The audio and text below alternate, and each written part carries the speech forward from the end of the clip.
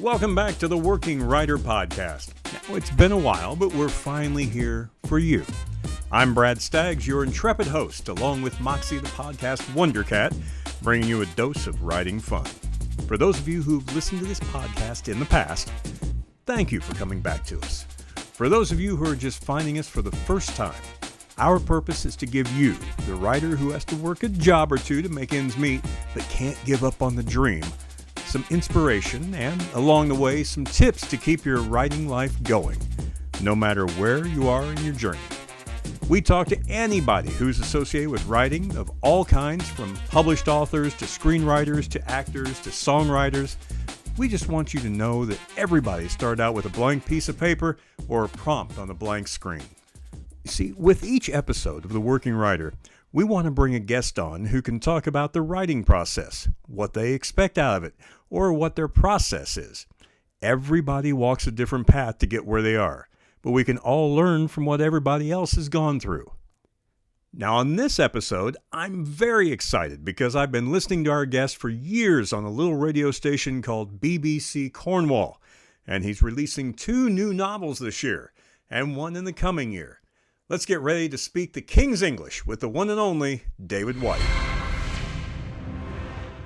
This is a very special episode of the Working Writer Podcast. Not only is our return after much too long away, but I get to introduce you, our listeners, to a living legend in the Cornwall and Devon area of the UK.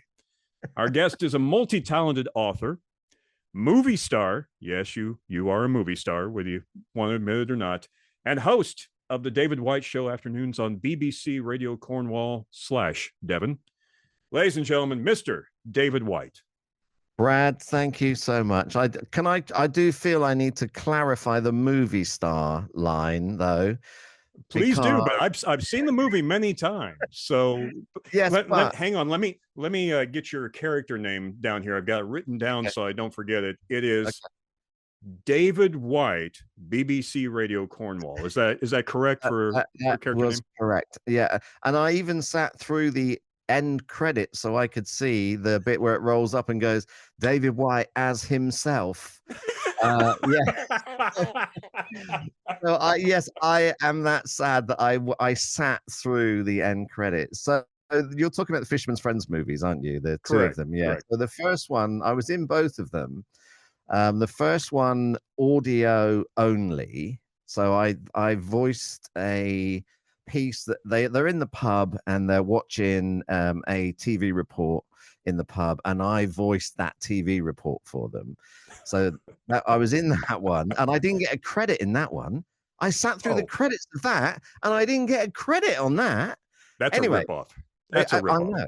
Anyway, so I then I was in the second one, and I was actually in the second one. I mean, I think I counted it 25 seconds maximum.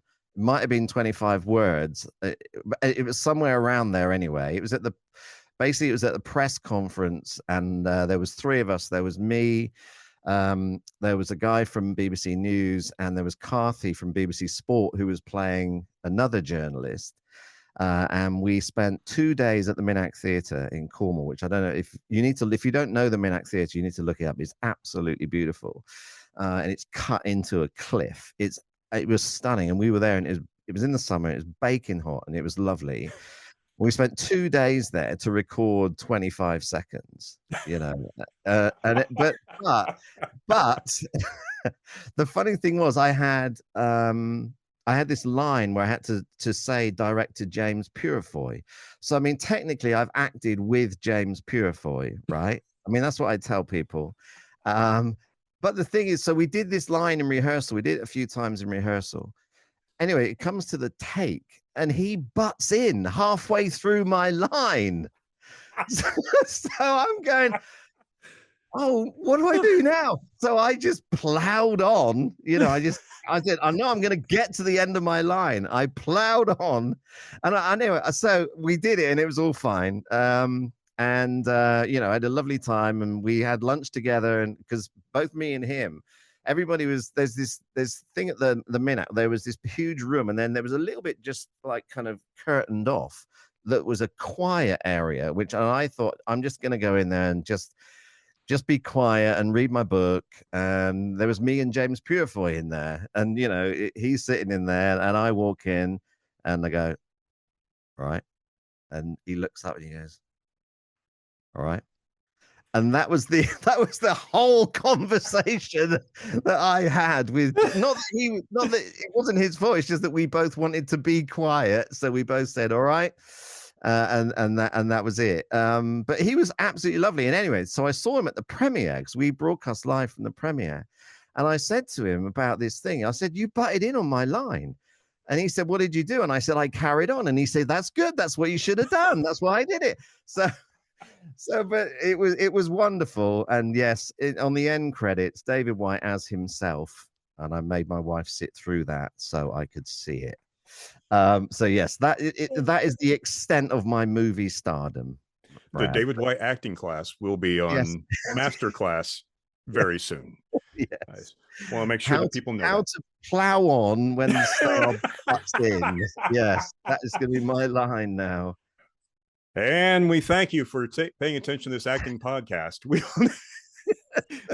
James Purefoy is in the quiet room waiting to come on next. That would be the ultimate, wouldn't it? You go, and my next guest tonight is James Purefoy. I'd be off. That'd be me gone.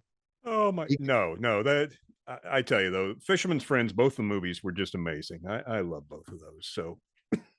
I completely agree. I thought both of them were really, really well made. And I'm not being biased because it's about Cornwall and it's about the Fisherman's Friends, who I've known for a long, long time. And the fact that I had one line in the second movie. But I thought they were just classic British feel-good movies, And there's a piece in the second one, if you come from Cornwall, you will not be able to watch it without a lump in your throat. And I think if you're from outside of Cornwall, I'm not going to spoil it, but you'll probably know the bit I'm talking about when it comes up. It's set on the cliff. That's all I'm going to say. But both of them are great movies. Especially the scene you're talking about. I don't come from Cornwall. Do you? Oh, okay. I know my accent is so spot on. It's a podcast of revelations today. It's almost as good as your American accent. I know. Oh, let's not go down there. Well, I love those two movies. We are here to talk about you. And this is going to make you very uncomfortable because you're used to being the one asking the questions. I know. Yeah, this is bizarre. This is really weird. David White, this is your life. We're going to bring some of your old schoolmates in behind you any second now. But no, for everybody listening, David's show every weekday when I can, I listen to it, and you can too. Get with me offline, and I'll tell you how in America you can listen to it. But it's an amazing show, and David is usually the one asking the questions, so he's going to be on the hot seat today, but for a very, very specific and good reason. And I'm going to start off with probably the most important question I have for you today, David. Okay. This is very important. You have to think about this. What makes you dislike more? My pronunciation of the word aluminum or the word soccer? Oh, jeez. I have stumped David White. There we go. They are both equally devastatingly bad. Soccer really winds me up. Right? I mean, why do you call American football? You barely use your feet. You run with the ball and you chuck it and you catch it. Look, I'm old, but I wasn't alive when they came up with the name. It doesn't make any sense whatsoever. But aluminium, I mean, how on earth can you aluminum? Are you making me pick one? Oh, you have to pick which one you hate more. Soccer. Okay. I figured that would be. I hate soccer. There you go. But you've got MLS, which has got it in the title, haven't you? We do. Major League Soccer. We do, and we have a lot of players from over there who come over and play for it, and they do it willingly. They come over and play football, and they do it for money. Let's not beat about the bush here. They're not coming over and playing soccer for free. Now, wait a minute. I've seen how much your managers and coaches make over there. Yeah. For your football. So don't give me they just come over here for money. Mm-hmm. Maybe come over for the sunshine. If I was going to pick a team, I'd be playing for Inter Miami because, you know, the sunshine, 360 days of the year or something ridiculous? Yeah, but we as Americans, our version of football needs to be played in bad weather for us to love it. Oh, so that's what we're used to. Okay. We love the ice bowl. We love rain. My Colts are playing right now in an indoor stadium, and we just kind of go, all right, that's good for them. Do you know, I think what you do have, which is better than what we have, is your stadiums are way better than the majority of our stadiums. You've got some amazing stadiums, though. Yeah, there are amazing stadiums. There are, but the team I support, the stadium is about 500 years old. Yeah, and the seats are 499 years old. You know, and it holds 10,000 people. But you have to be a real fan. That's a real fan. I know, and they're going to pull it down, which is a real nightmare. I'm hoping that when they do, they're going to auction off some of the stadium so I can then revamp my man cave with maybe a couple of the seats from the stadium or maybe a sign or something like that. It'd be quite nice. So anyway, we could go on like this forever, but we're not going to because we are here to talk about your books. Oh, okay. Don't give me that. Thank you. That's very kind of you to invite me on. I really do appreciate it.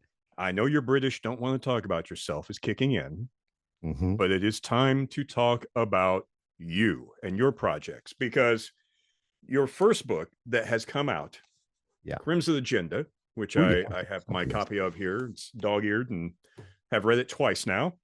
Have you? It came out. I have. Came out in August. Okay.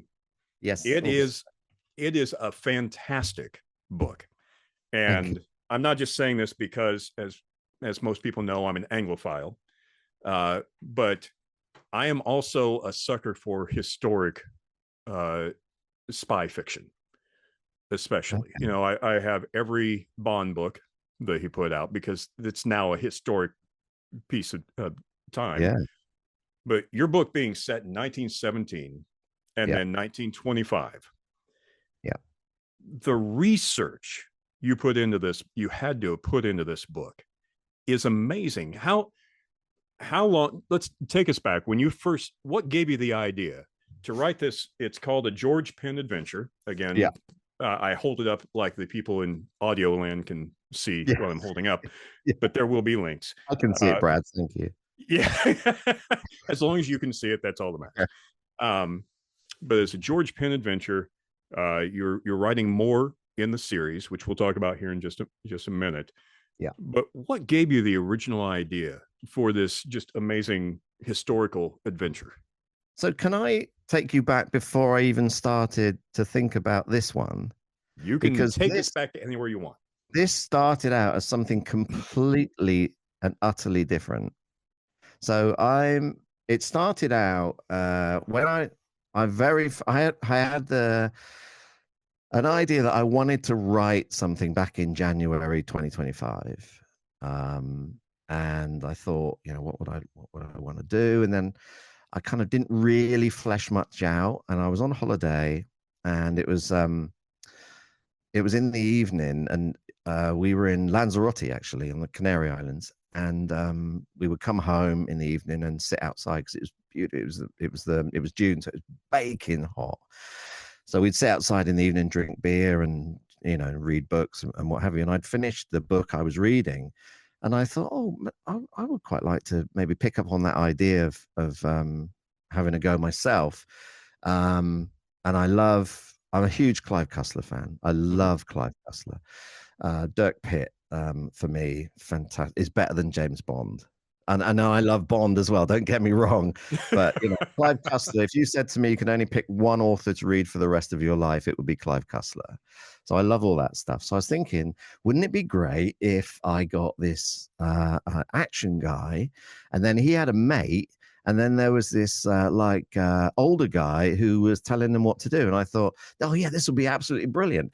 So I thought, great, I'm going to set it in Cornwall in the late 1800s, right? And they're going to be troubleshooters down the mines, okay? And the guy up the top, who essentially would be the Sandecker type figure, would be up the top, and he'd have a load of manor houses, he'd be uber rich, and he would have a load of mines, and then they would troubleshoot the mines, and the mines would collapse, and they'd have to go and do all their stuff down the mines.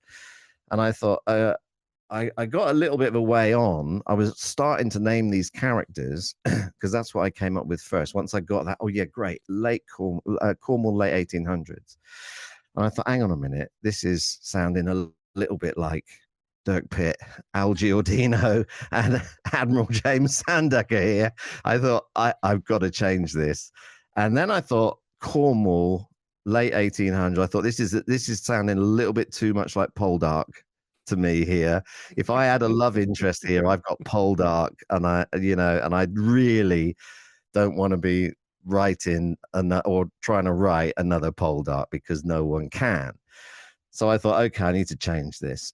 I thought, all right, so why don't I bring it forward a little bit and make it? I didn't want it to be World War II because there are so many great stories about World War II. I just finished watching Foyle's War again, Michael Kitchen, set in the Second World War. Absolutely brilliant, written by Anthony Horowitz, who is another fantastic writer. And I thought, I'm not going to set it in World War II. I don't want it to be in a war as such, even though ironically it does start in a war.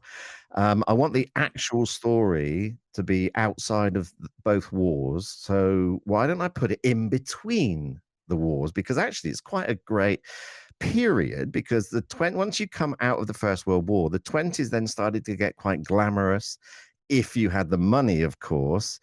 And Lord Bentley Grant does have the money. Luckily, he owns the best hotel in London, so he has the money. And I thought, okay, well, I can't do the two guy thing because, well, that there are so many, stories like that. I need to mix it up a bit. So why don't I make one of the guys a girl? I can keep my Cornish angle. So she actually comes from Cornwall. So I've given her a Cornish name.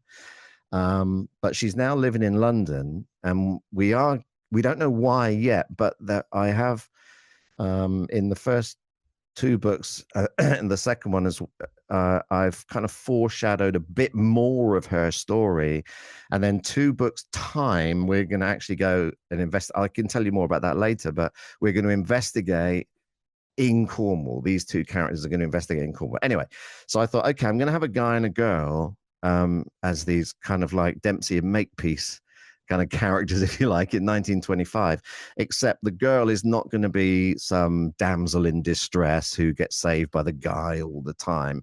I thought, no, she needs to be his equal.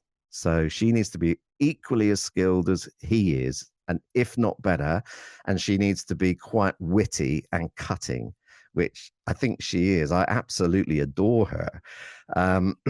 So I thought the best way to kind of launch that partnership is to get her to save his life when he gets shot down by the Red Baron.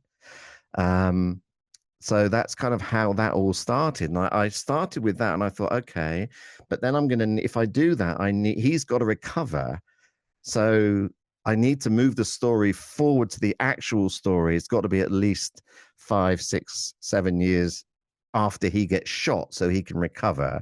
So I said it in 1925 because there was some good. I had a little look around what was happening in 1925, and there were some really good things that I could use. And motorbikes were starting to get quite exciting. The Brough Superior came out in 1924, the 100, the SS 100, and I thought, okay, mid-20s will be perfect, because then if I take this into a series, in 5 years' time, I've got Prohibition in America.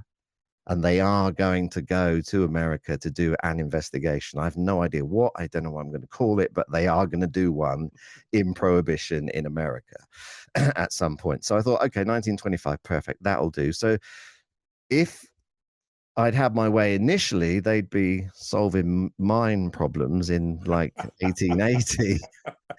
But instead, they're now in a much more glamorous 1925. Because I think towards the end of the like 1800s, the mines were starting to close anyway. So I would have run out of stuff eventually, I think, if I had said it there. So yeah, that's how it started. And then I've kind of settled on the two main characters. My wife chose the female character's name, actually. That's Morwenna Price, and then George Penn. And I wanted something like that was one syllable, like Dirk Pitt or James Bond. So and it took me forever, or it felt like it took me forever to come up with the right name. And eventually I settled on Penn, and I'm really glad I did, because it's got that punchy one syllable. And he's basically called Penn all the way through. And then when she does use his name, George, you know it's serious, or, you know, it's or loving, one or the other. I mean, they're not a couple. So, I mean, that's where it all started from, really. And then the setting itself, 1925, for the sake of the story, they've got to have access to unlimited funds, right? So they need somebody, and Bentley Grant was just perfect, because he owns the best hotel in London. He's got access to all the politics, and, you know, he's got all the money, and they've got unlimited funds. He gets prototypes of motorbikes, you know, that he can then gift to Penn, and they get, you know, all sorts of stuff. So I think for the sake of storytelling, for me anyway, for what I wanted to do, they needed to have this access, because they wouldn't have James Bond gadgets, remember, in 1925, but they still need to be able to have access to like money to do stuff, essentially. So that's where it all came from. The amazing thing to me, as I read through, and again, once we started setting this up, I read through it again just to refresh myself, because I read it like the 2 days I got it, when I got it in the mail. I read it, then read through it again. And the thing that strikes me is your description style. Okay. I love the way you describe the surroundings, whether it be and I'm not going to give anything away, but the 1917 setting, yeah, where he was after he was shot down, yeah, just the chalk, the dust in the air,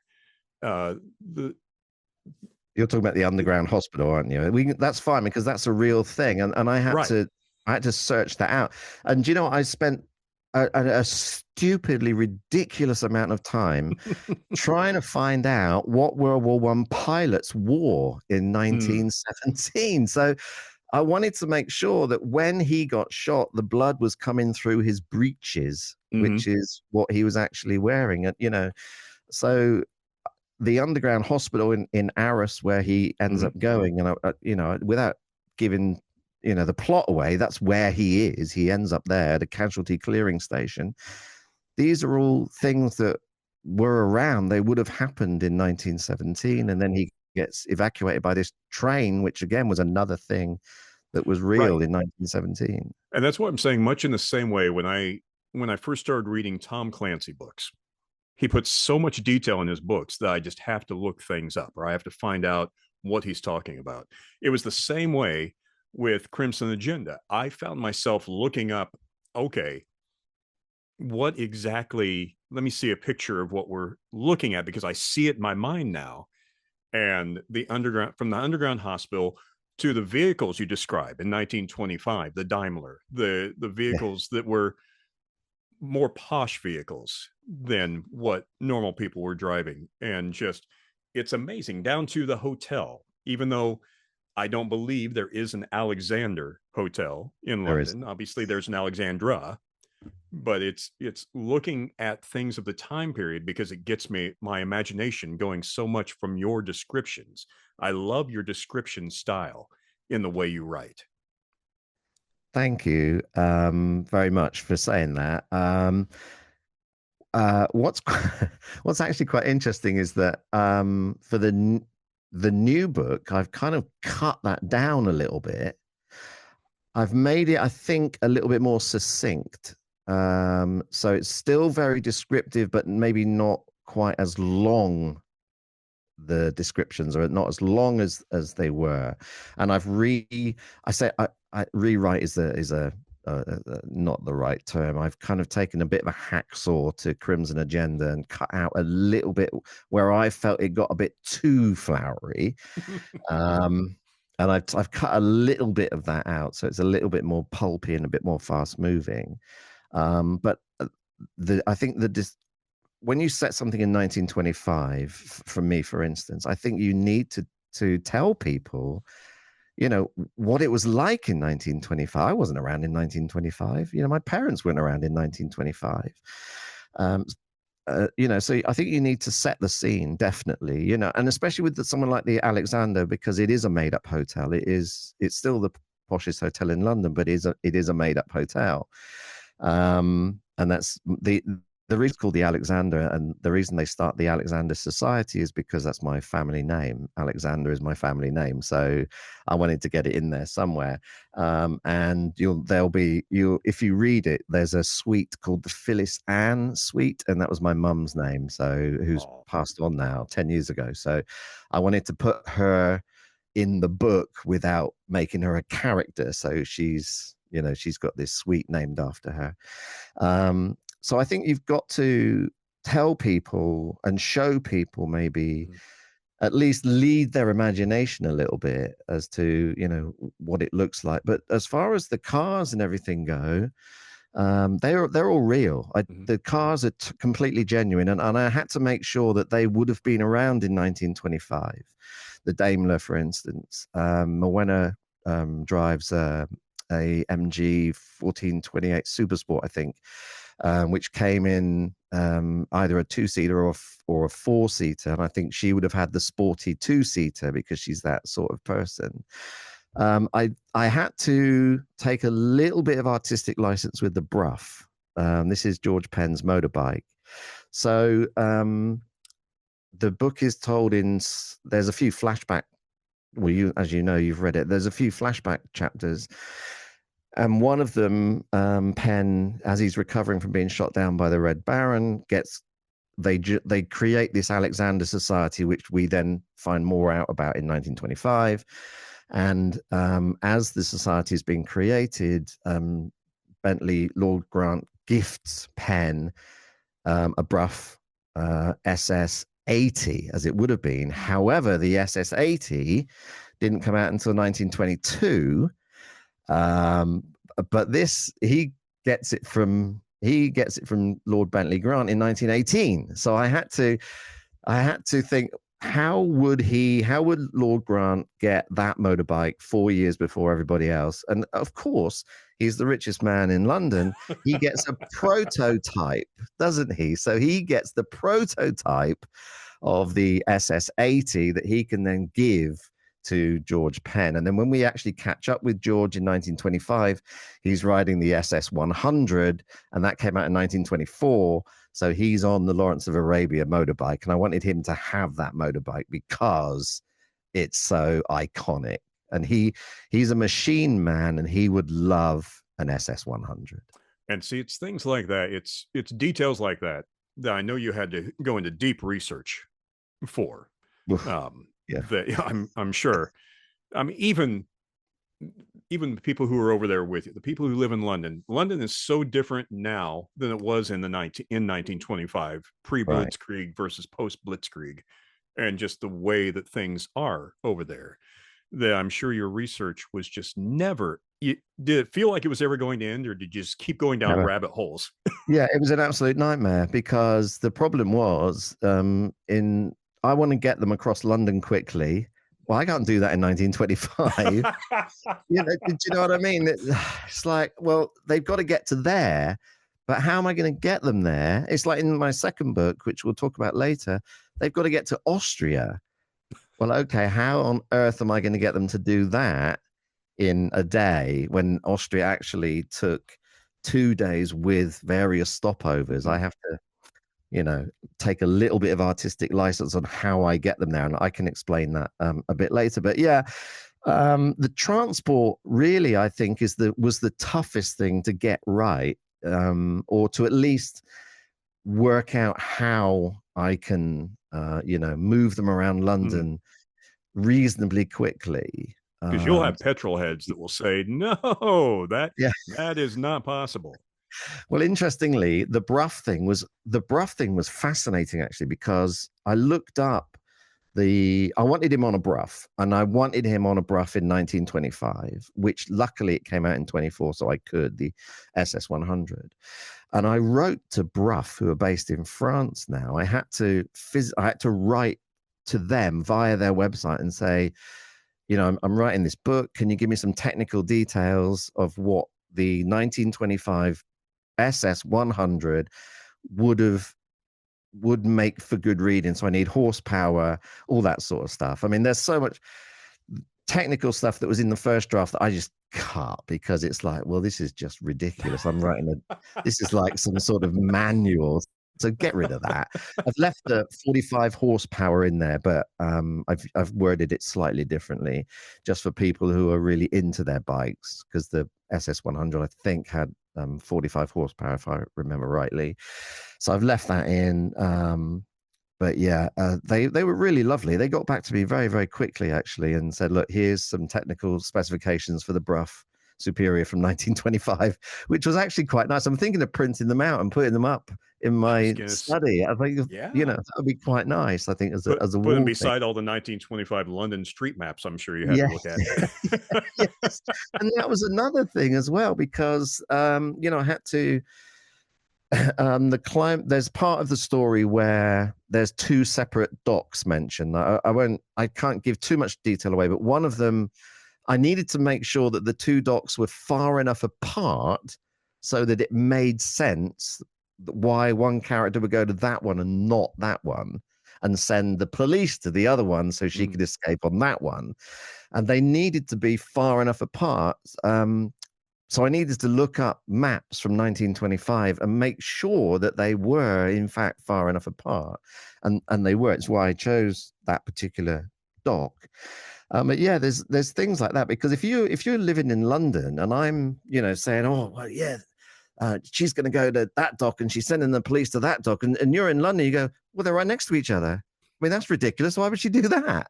Do you know what I mean? So I had to make sure that they were, that sort of thing. And it struck me to thinking, well, hang on, this is going to be quite difficult to research, because, this is like 100 years ago, some of this stuff, what it is 100 years ago and more. So I had to look all that up to try and find some maps of London from 1925, and to make sure that, if they're going to like the Empire exhibition, that they can get there timely from Mayfair, which is where the Alexander is. Will they come back through Berkeley Square to get to the Alexander, because they have a little thing there. So yeah, that was quite interesting. That my favorite thing, though, was the Empire exhibition. I mean, that was an absolute godsend that was happening. That in 1925, I think it started in 24, and it ran all through 25 to 1926. It was the British Empire going, look at us, aren't we wonderful? And bringing all the Commonwealth countries together in this huge exhibition at Wembley. And they just opened, actually, just before my book was set, the new exhibition station at Wembley. So that's why I was able to describe the station with like fresh paint and, things like that, because they had literally just opened it just before I'd set my book, which was a pure fluke. That one fell in my lap, that.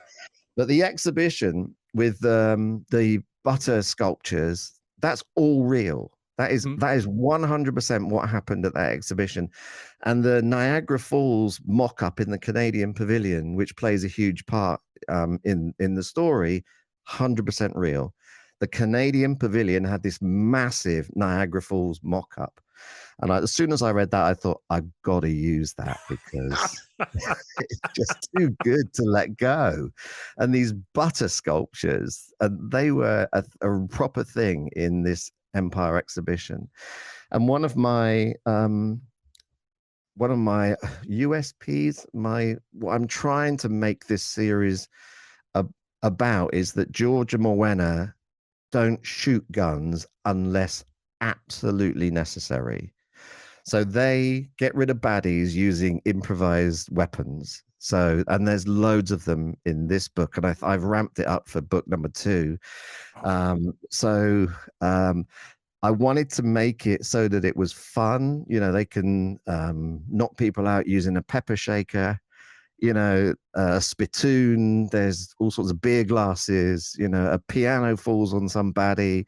You know, I wanted it to be that kind of, I don't think silly is the right word, just kind of fun violence as opposed to, you know, bang, bang, you're dead.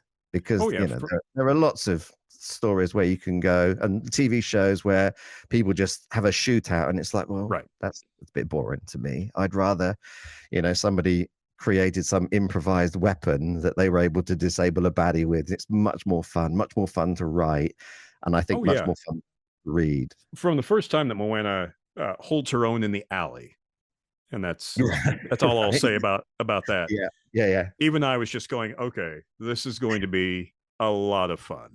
Yeah. And I think anybody reading it, no matter where they live, is going to say the same thing, because even though I obviously don't live over there and I've only visited a couple of times, it put me in the mindset of where it was. Right. And that's what I look for, especially in a spy novel and a good action novel, is, can I see it? And I absolutely did. Now, for our folks who are listening who are writers, and that's what this is all about, is, hey, get your pen in hand or the cursor on the page if you're young enough. When you first started, were you outlining, or did you just go from point A to point B and write? So that's really interesting. I initially outlined most of the story. In fact, before I even started, I had the first line. I knew I was going to have this Red Baron confrontation, and I knew I wanted to start with that line. I don't know why, but that is the line that I always had from the very beginning. The rest of it, no, but that line is what I started with. But so I knew the Red Baron thing was going to happen, and I knew that they were going to end up not in 1917, but in 1925. Once I'd sorted out my, you know, Cornish mining situation that I got rid of. So once I seriously knuckled down and thought, okay, what am I going to do here? I outlined most of it. I didn't outline every single beat. One of my favorite things, well, two of my favorite things actually came later. The Empire exhibition, that came later. And the bus chase, that was a later thing that came, because that was me thinking, I want to put a car chase in here across London, but I don't just want it to be, you know, oh, this car chases that car. So I thought, what would my improvising, I don't even know what I'm calling them. Troubleshooters. Let's call them troubleshooters. It's what they're not agents. They are troubleshooters effectively. So what would my improvising troubleshooters use if they were trying to chase down some baddies? Well, Penn would find a motorbike, definitely. And the Triumph Ricardo that he finds is a genuine motorbike. And then, of course, Morwenna would find something else. And I don't want to spoil it too much, because that is one of my favorite. There's 3. I write action chapters in 3s. Right, so that's in a 3. The Empire exhibition is in a 3. The docks are in a 3. The how can I put this? The situation under the hotel towards the end is in a 3. And I thought, I'm going to write this in a 3. So while Penn is faffing around trying to get this bike started, Morwenna is going to take it into her own hands, and she's going to get a vehicle and chase down the baddies. And that was where the fun really came into it. And as I was writing that actual piece, I thought, what would make this even more fun is if we wake up a tramp who's sleeping in the back and get him involved as well. So that kind of came as I was writing that bit. So in answer to your question, I'd outlined most of the story. I knew how it was going to start. I knew there was going to be something that happened with the prince of my made-up country, and I knew that there was going to be a big ending. And then the bits in between. So I wrote the prologue initially before I'd even had the rest of it, because I knew the prologue was going to be there anyway, and I knew it wasn't. I would be referring back to it, but it wasn't going to affect the rest of the story. Although, actually, as I then started writing the story, it did affect the rest of the story, because the baddie, we find out. I mean, I don't think it's a massive spoiler. It is related to the Red Baron, which is why she's on this vengeful, quest. So I would say, a skeleton when I started writing, and then built stuff from that. And I wasn't sure if that was the right way to do it or not, because I've never written anything before, so I had no idea. I didn't do any writing in college or anything like that. So I thought, well, do you know what? I want that to happen, and I want that to happen, and I want it to end like that. And there's going to be lots of great period vehicles. I know that. They're going to improvise a lot. I know that. So tell you what, let's just start writing and let's see what happens. And we'll just get to the points along the way. So that's basically what happened. But I think the huge mistake I made, and I didn't do it for my second book, excuse me, is that I wrote a chapter and then went back and tried to make it perfect before moving on to the next chapter. Oh, ouch. So you edited as you went. Yes, and I feel like I wasted a lot of time doing that. And when I got to my second book, I didn't. I wrote the whole thing and then went back and edited it twice. Do you feel like, after doing it both ways, and we'll talk about the second book in a second, but after doing it both ways, do you feel like there were ideas that you had that, because you went back and were editing as you were going, you lost that idea from what it could have been? Yeah, I think the second way I did it was the way I'm gonna continue to do it. Get everything out, get all the ideas out there. I mean, obviously I'm writing an outline, so I know now. I did have an outline for this one, so I knew roughly it was more than a skeleton. But once I started, I finished the chapter and then moved on to the next one, and then to the next one. As long as the plot continued, then I'll think, okay, I can go back and edit the rest of that later. I just got to get the story out there. Does that make sense? Rather than me, finishing the first chapter and right now I'm going to edit this, and then I'm going to edit it again, and now I'll do chapter 2 and think, oh, darn, I can't remember what I was doing now or where I was going, So I think the second way, there'll be writers listening to this, Brad, going, what on earth were you doing with that first book? Oh, no. No, here's why I say they won't. And I may cut this, but I want you to know. Ridley Pearson, who I interviewed like 3 years ago, I think it was, he and Dave Barry, who I've also interviewed, did a book called Peter and the Starcatchers, which, great book, very well received. Dave Barry is a columnist for the Miami Herald. He does humor columns, or used to, until he retired. And I asked Ridley, who is a classic book writer, how do you two work together? How do you do it? Because very different styles.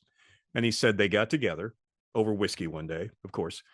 And they said, we've got 3 hours. We each go, here's a chapter for me, a chapter for you. They had the outline. You go do yours. I'll do mine in here. In 3 hours, Ridley had written something like 5 chapters, just doing straight through writing. Right. Dave came back and had a paragraph done, because he was so used to, with newspaper writing, going back and editing every single word as you go. Right. That they had a problem from the very beginning because of that difference. And Dave had to finally start, okay, I'll just get everything out, and then we'll go back and do that later. So everybody has their own style, but I'm the same as you. I just have to get the ideas out. Yeah. And then go back later. Yeah. And so now I've done it both ways. And I was talking to Jay McGuinness about this. He's the guy. He's in the band called The Wanted. Anyway, he had just written his second book, and I was interviewing him, and I said, just out of interest, how did you write that? And he did exactly the same as me with his first book. He said he went chapter by chapter, edited it. And he said, my second book, I just wrote it from beginning to end and then went back and edited it. And so then on my second book, I thought, right, that's what I'm going to do. And that is exactly what I did. I wrote it from beginning to end. It was I felt, for me personally, some people might not, but for me personally, I felt it was a much better workflow. So I was writing and I knew that I was carrying the story on rather than thinking I got to sit down and edit this thing, and then do another chapter, which is what I did for my first book. So I think moving forward, I did this on my third book as well, which is coming out in January, which is not in the George Penn series. This is something completely different. But I also did it with that. I wrote it from beginning to end and then went back and edited it. So that for me now is the way I'm going to do it, I think. Now, do you dedicate a certain time every day to writing, or do you just do it when you come to it? Well, it's really interesting because I used to coach sport like 5 nights a week, and I don't anymore. And since I stopped, I've literally now I don't have any hobbies. What I would say hobbies are, taking up my time. But my wife still goes out and umpires sport 4 or 5 nights a week. So I come home in the evening. So first, we're early risers. So I'm up at like 6:30, 7:15, and I'll have some breakfast. And Sadie will go off to work, and I'll sit there and write for a couple of hours and just sit. And the cat comes up and sits next to me on the sofa. I actually gave her a dedication in my first book because everything I wrote, she was sitting next to me, bless her. So I'd have a couple of hours in the morning, and then when I get home, I've got a good 4, 5, 6 hours in the evening that I can actually just sit and write. So I've got a lot of time on my hands now. I don't coach anymore. My choice, and it's actually really, really helped. What I'm doing with my writing, because I can literally come home and just have something to eat. Sadie will go out and do a thing, and I'll just sit there with the cat and write for hours on end.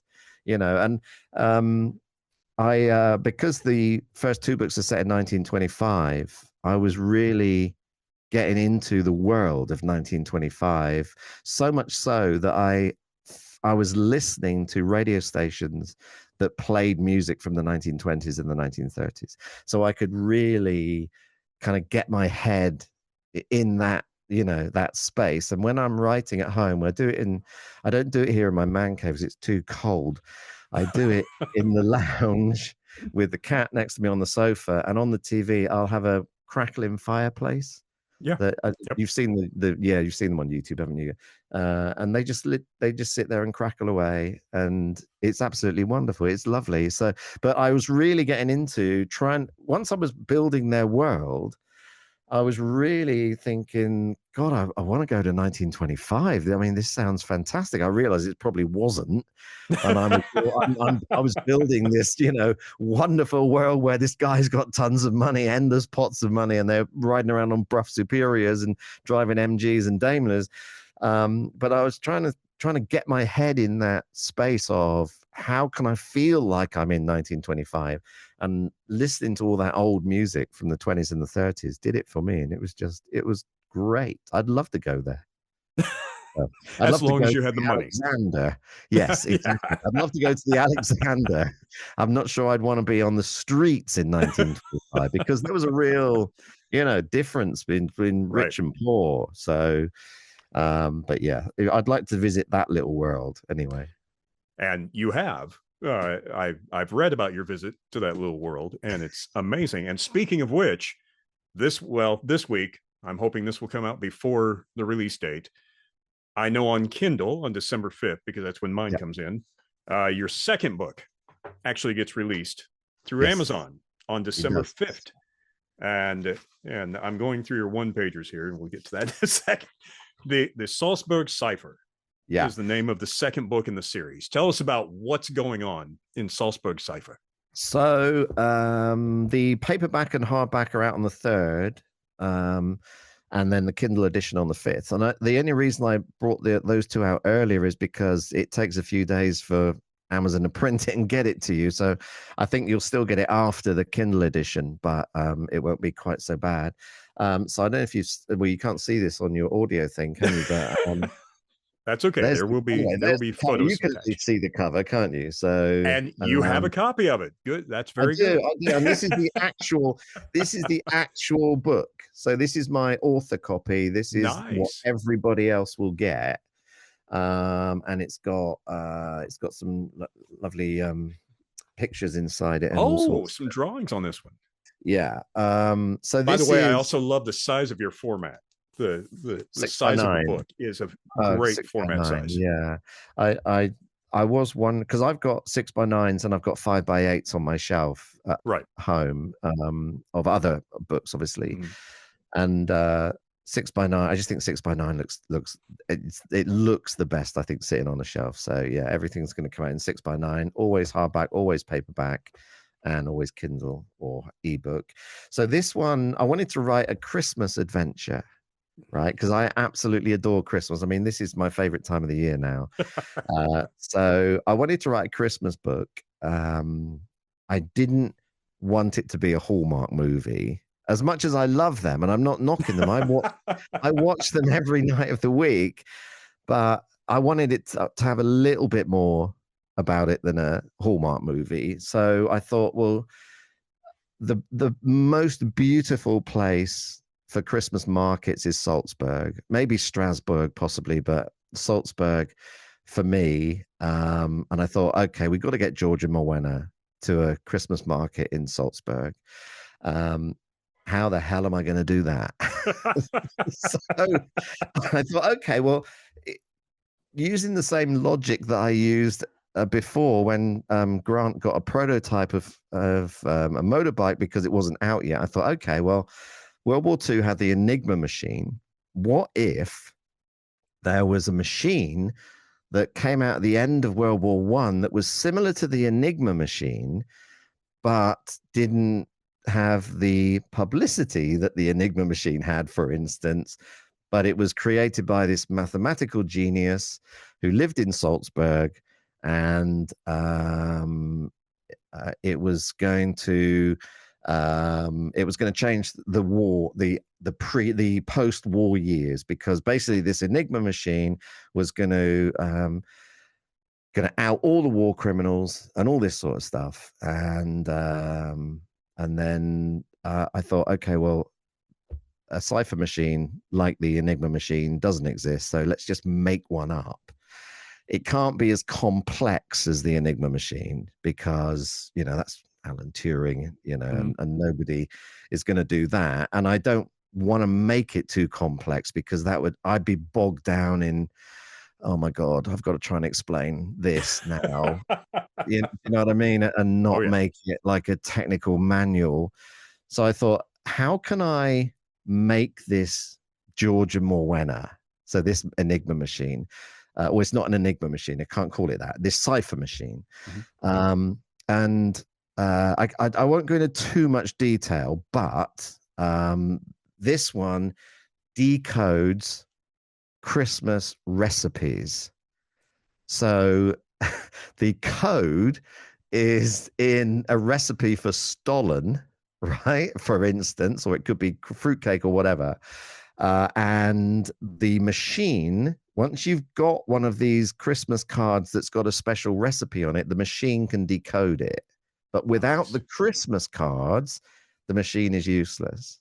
So this guy, this professor, he put all his war criminal details and everything who he wanted to out in recipes on the back of Christmas cards, right? And then basically the machine goes missing. The Christmas cards have gone out because he scattered them everywhere for safety's sake. One of the cards crops up and it ends up at the Alexander, because that's basically their base now. That's where they're based.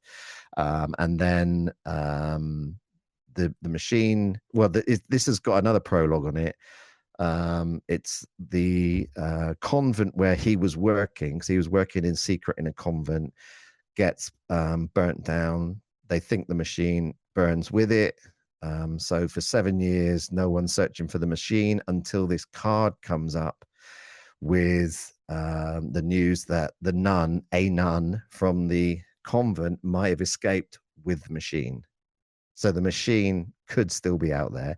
So that's when Grant says, George Morwenna, you got to go to Salzburg to try and find this machine before the Black Eagle find it and do bad things with it.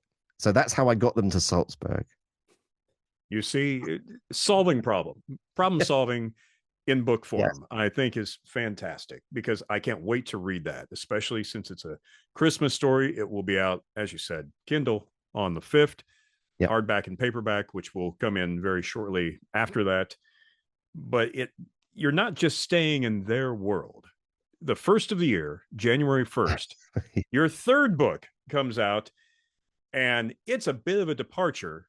It is not 1925. No. You have to find, I guess, really fancy surfboards for the third book. Yeah. Yes, and that's set in 2025. Can I just say that on the Salzburg Cipher, the exciting thing for me was being able to ramp up the improvisation.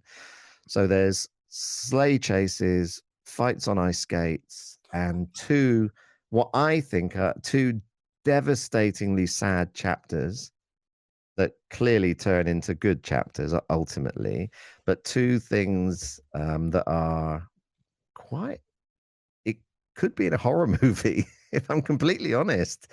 Yeah, I really don't want to spoil it, because both of them come out of nowhere, the blue, so to speak. Yeah, I mean, not just like not just going, oh, I'm going to do this horrible thing now just because I can. It does build up to it, but you wouldn't see the torture device coming.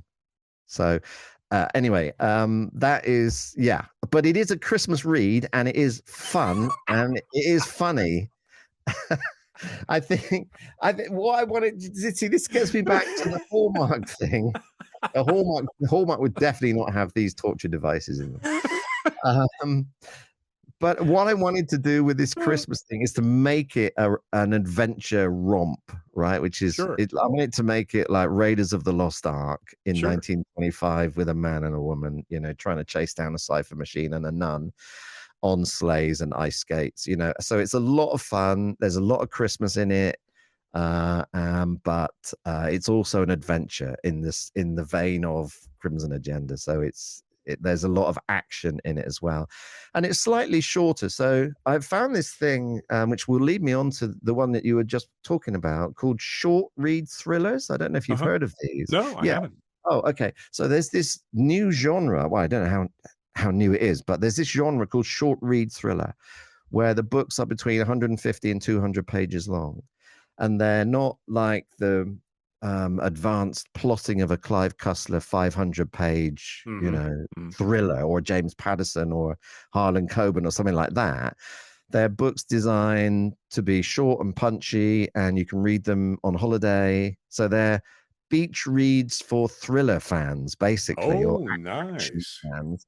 So I thought, this is quite interesting, because this will enable me to have a lot of different adventures. And I can put out a lot of, well, not a lot, but a few books every year, because they're much shorter, don't require such intense plotting. Mm-hmm. Of course, the problem with George Morwenna is they require intense research, because of 1925. So I've kind of won with one hand and taken away with the other. But they are shorter and punchier. So this Salzburg comes in at 222 pages. Whereas the first one was 380 something, I think. I think you're gonna have to talk to the author about putting things in the time period that he has to research so much. Yes. So the one that comes out after is, you are absolutely right, is a completely different genre. Well, actually not different genre. it's a completely different setting and everything. So it's set in 2025. It's a ex surf pro, female ex surf pro, retires from the professional surfing tour to run a surf shack on the beach in Cornwall, in a place called Kerris Bay, which is completely made up. Although anybody who lives in Cornwall will recognize bits of it from very, look, that's Newquay, or no, that's Falmouth. So it's like a made up town, but it's got lots of things. It's got its own radio station, Radio Kerris Bay. It has this huge surf festival called the Kerris Bay Surf Festival, and it's overtaken once a year for this surf festival by a load of 6-foot muscular bronzed influencers who think they can surf. Unfortunately, one of them dies. So she's called Sky Maddox, springs into action and tries to find the murderer. That's all I can say. And this is a lot of fun because I was able to introduce a lot of Cornish characters into this one. I've got a blogger who thinks she's an investigative journalist, but ultimately she's a gossip blogger. We got a barista. We got Sky, who's the ex-surf pro, who is extremely snarky. So some of her lines were great fun to write. And then, of course, there's her dad, who's the detective chief inspector of Kerris Bay, who, and so you can imagine the opportunity for him playing it by the book and her, going off on her own, doing her own thing. So and then there's other bits and pieces which I won't give away because it will spoil some of the surprises in there. But yeah, it was a chance to just set a book in Cornwall, which isn't going to offend any particular town because it's a completely made up town with all made up characters, obviously. But like I said, you'll probably see, maybe if you live in Cornwall, you'll see some of your mates think, oh, hang on a minute, that could be my mate does that, or that's, oh, we've got a shop like that, or that type of thing. So there's a few old fishermen, and there's a dive shop, and there's a huge cafe that puts on the biggest breakfast you've ever seen, with every ingredient on the planet on this plate, called the Hungry Miner. The cafe is called the Tin Miner's Table, so they have this huge breakfast called the Hungry Miner. So yeah, it was a lot of fun. It's a short read thriller, so it's about 200 pages long. That's all. But it is a lot of fun. There's a little bit of action in it, but it's not primarily the focus of the book. The focus is much more about the characters, I think, on this one. But there is a bit of action because she's an ex-pro surfer and somebody dies surfing. So, they go diving and everything. But this one I did have to research some of this because, if I don't get the surfing right, believe me, they're going to tell me. So I'm hoping that I've at least got some of the surfing right. And, she wears a dive computer on her arm. So I went and picked the best one that, she could get. And there's other vehicles that are key to the plot, which I had to make sure that they were right as well. So yeah, I quite like the research side of it, if I'm completely honest. That's what I was going to say. It sounds like you're choosing vehicles that are allowing you to learn something you didn't know before.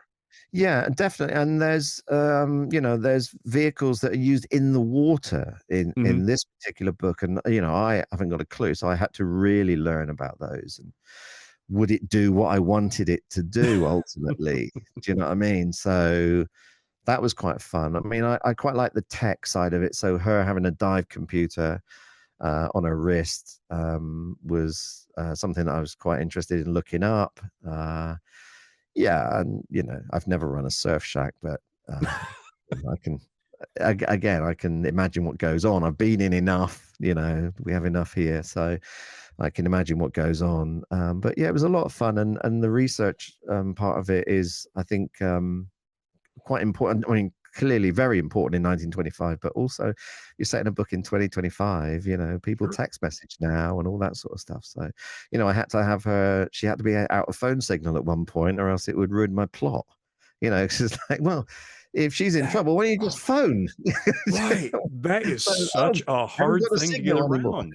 That's a Yeah, I hard thing know. to get around anymore Yeah, is, well, I'll make my thumbs yeah, do I this. know. Yeah. I know. So there's, you know, a few little things like that, but this was fun, and will this one will be next Christmas's. She's going on a Christmas adventure next year. Oh, So George and Morwenna, they're not going to have a Christmas adventure next year, but I might give them a Halloween adventure next year. oh, nice. Yeah, they've got a summer one. It just depends whether I can write enough in the first part of the year to make bring out a few later in the year. So she's definitely though having the Christmas adventure, because I've got a title for it already. I'm going to call it Jingle Bell Shock.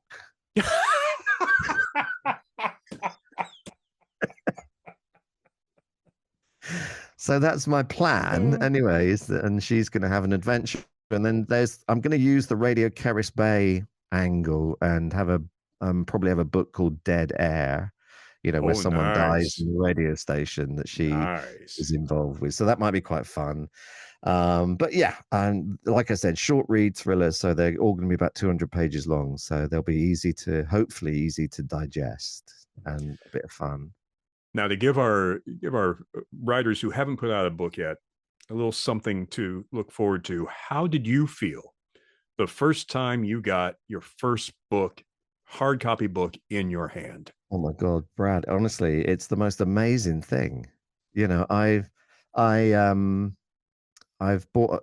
probably bought more than people actually who are buying it. I've bought more than those sort of people. But no, it's wonderful. It's absolutely wonderful. I mean, my book, this one that the Salzburg Cipher is the second version of the cover, because I did the cover and I got some proofs sent through. I ordered 5. Why would I need 5 proofs? I'm not going to give them away to anybody. So I should have just ordered 1, but I've got 5 proofs sitting at home on my shelf at the moment, but they look quite nice lined up. But the problem is now they've got the wrong cover on, because I changed the cover. So when I saw the cover, I thought, actually, I need to Christmas it up a little bit more. So there's that little hat there, and I've put some bells now on the spine and some baubles on the top to make it a bit more obvious that it's Christmas, even though it's an adventure. But just holding it, it's just, you know, it's wonderful. So for anybody who is writing a book, the moment that book comes through in the post, and I'm looking at both of the ones here, and I'm getting the Sky Maddox book is being delivered this week, so I'll have all 3 before Christmas, or hopefully by the end of the week. It is the most special thing, I think, and I think it doesn't matter, you know, how I haven't gone down the publisher route. I haven't sent it off to anybody. I've literally not sent it off to any publishers at all. I thought, do you know what? If I send it off, I'm going to spend 6 months working through rejection letters, right? It might not even get picked up, and then I've wasted 6 months or 12 months, and I haven't put it out.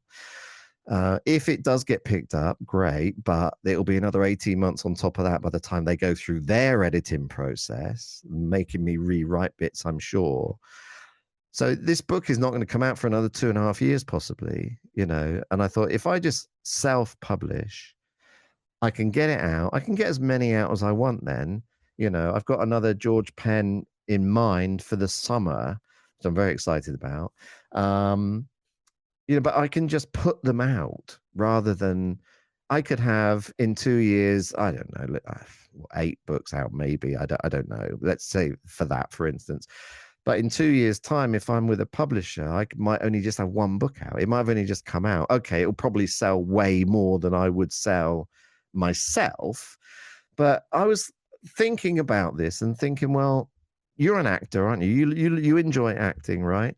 So if you do, let's say Amdram. I did Amdram when I was growing up as well, you know, and I did Panto. And, you know, we did it for 5 nights. We did it for a week. We did it for 5 nights, matinee on Saturday. And we did it in front of, I don't know, let's say 300-400 people in the Regal Theatre in Madruth. And that was great. You know, we're never going to get onto the West End stage. I mean, some people might be lucky enough, but we didn't do it to get onto the West End stage. We did it because we loved doing panto, right? And I have written and released this book because I've really, really liked writing and the research process, and I enjoy putting the story together, and I love the characters. And I totally believe other writers now when they say their characters are like their babies and they fall in love with their characters. So that's why I did it. It's that whole, the enjoyment of doing it. If in 2 years' time I'm still churning out books and one of them gets picked up, amazing, fantastic. I would never say no, of course. But you've got to remember that in those 2 years, I have had the enjoyment of sitting down with my cat, writing about these people that I've created that I love. And that, I think, if you're a writer, if you've got that, forget the rest of it for a minute. If that comes, fantastic, amazing. If you want to get published, great. Write the best book you can, send it off to however many publishers you need to. But if you just want to write for the joy of writing, just do it. Just write, get it published, self-published. And then when that book comes through, it's a really special feeling. Ladies and gentlemen, that's David White. I think that was amazing. What I can't wait to see is the movie script that comes out of these now, because I think they would make fantastic films. I do, and I want Tom Hiddleston to play George Penn, but I don't know if the budget was. I don't know if the budget will spring to that. I haven't cast Morwenna yet, so I don't know who's going to play Morwenna yet. But Tom Hiddleston, I've got in mind to play George Penn for sure. Yeah, Emma Thompson's a little too old now, or else yeah. She's way too old. So I don't know. So any help? You could play Lord Bentley Grant when we do when we do the American version. You can play. I was going to say, I think you need somebody with a bit more gravity than I can bring to the role. So. But yeah, it's you've been involved in all this sort of stuff for ages as well, haven't you? So it's just enjoyable. It's just wonderful. It is. There's nothing like holding a finished product in your hands. Yeah. But especially now that Crimson Agenda is out now. You can buy that on Amazon right now. Salzburg Cipher comes out on the 5th for download to your Kindle, or the 3rd if you want to buy the hard copy. Very, very much, I'll tell you right now, folks, especially Crimson Agenda, I've read twice now. Fantastic read both times. I'm looking forward to this next weekend, sitting down reading Salzburg Cipher, because it's sitting waiting to be downloaded into my Kindle right now. Friday. Not wait. Will you let me know what you think of it? Oh, you know I will. And then, of course, first of the year, we'll get to talk about surfing. Yes, 1st of January. Yeah. And having fun that way. David, I cannot thank you enough for coming on, talking to me, and helping me relaunch the Working Writer podcast with your fantastic work. I appreciate it.